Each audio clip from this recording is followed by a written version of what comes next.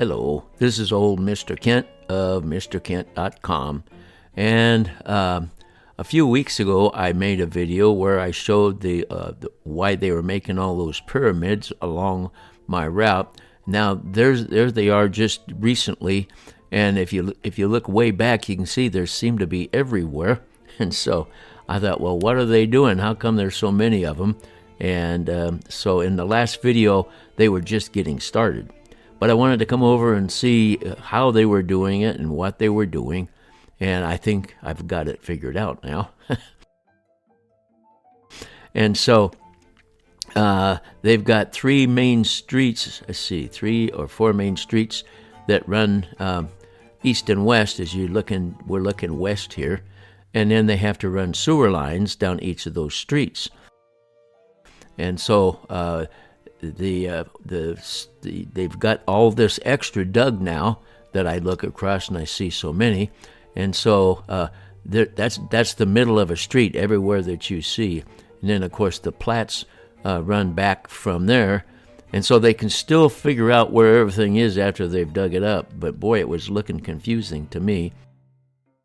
And so they've got to go along every street and lay sewer pipe.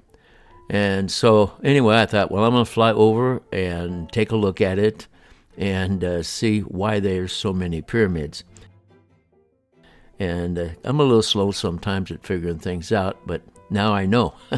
and some of these, like the ones that we're looking at here, they're the ones they were digging that in my first video. And so now they've got the sewer line laid down in the bottom, and you can see that thing looks like a milk jug.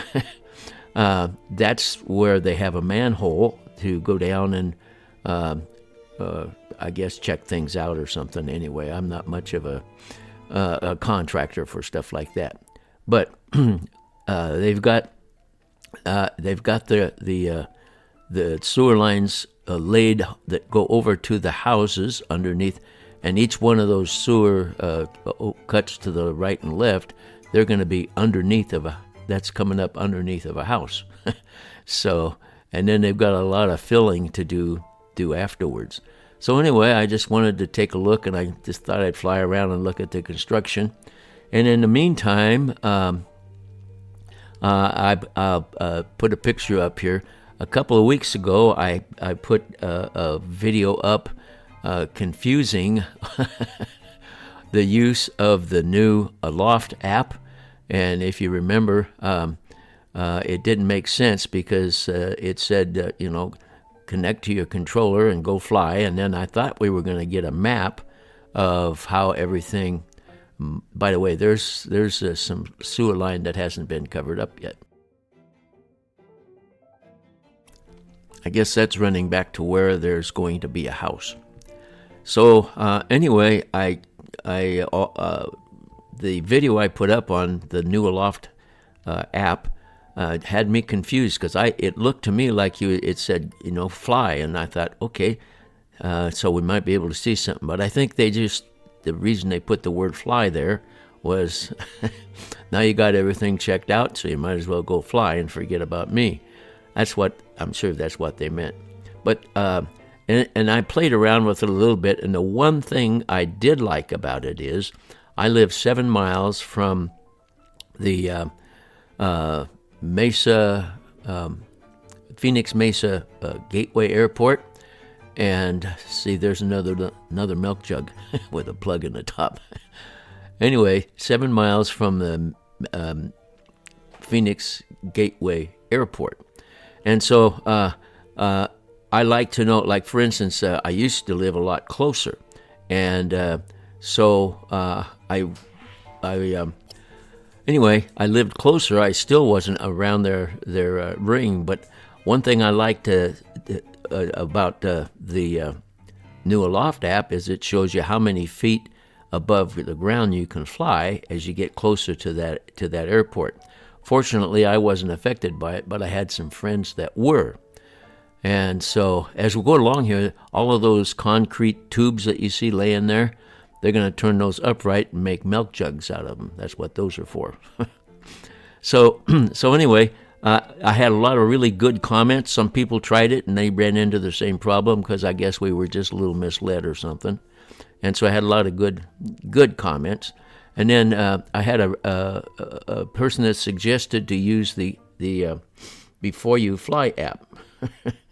And I'd heard of it, and I had never tried it, so I have to admit ignorance. But so I downloaded it, and it is a good app, and it tells you things that it tells you if there's an airport nearby and so forth. And so we live 2.5 miles from it's an old airstrip that they trained Second World War pilots on, and but it still belongs to, apparently it belongs to the Army, because back then it was the Army Corps of Engineers. And so that's close by, and it tells you all about it. It's called the Rittenhouse airstrip or something like that. Anyway, so it gives you that information. By the way, you'll notice that this guy is getting rid of his little narrow shovel and getting a wider one, because the narrow one is what they use to dig the part right where the pipe's going to go. And then he has to taper the sides so that it won't cave in on people. And of course, there's his boss down there telling him what to do and everything. Well, anyway, so the Before You Fly app is a good one because it gives you TFR, temporary flight restrictions, and so forth.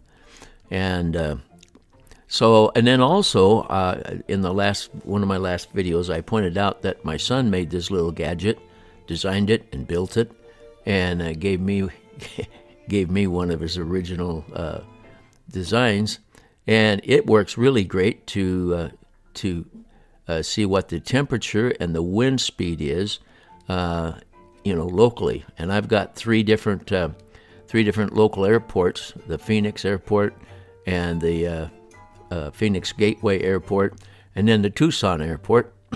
And then also I've got my son's, the airport near where he takes off from his airport is, he's at Twin Oaks, but they don't give the weather, but it's really close to Hillsborough Airport, where they do give the weather. So I can kind of tell what the weather's like where my son flies.